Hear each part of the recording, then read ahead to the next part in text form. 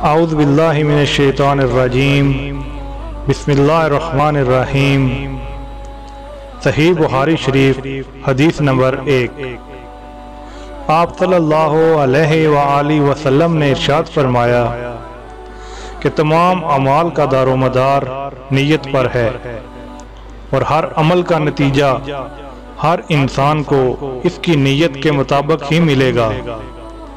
بس جس کی ہجرت دولت دنیا حاصل کرنے کے لیے ہو یا کسی عورت سے شادی کی غرض سے ہو، بس اس کی ہجرت ان ہی چیزوں کے لیے ہوگی جن کے حاصل کرنے کی نیت سے اس نے ہجرت کی ہے۔ اعوذ باللہ من الشیطان الرجیم، بسم اللہ الرحمن الرحیم۔ صحیح بخاری شریف حدیث نمبر 2۔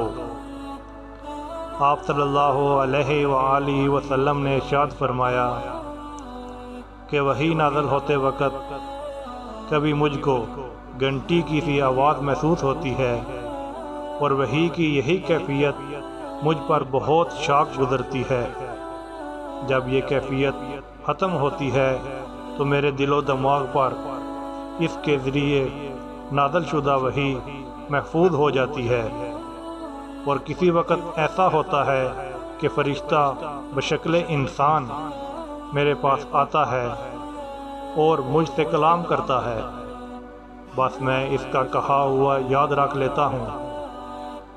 حضرت عائشہ رضی اللہ تعالی عنہ کا بیان ہے کہ میں نے سخت کڑاکے کی سردی میں نبی اکرم صلی اللہ علیہ وآلہ وسلم کو دیکھا ہے کہ آپ صلی اللہ علیہ وآلہ وسلم پر وحی نازل ہوئی، اور جب اس کا سلسلہ موقوف ہوا تو آپ صلی اللہ علیہ وآلہ وسلم کی پیشانی پسینے سے شرابور تھی۔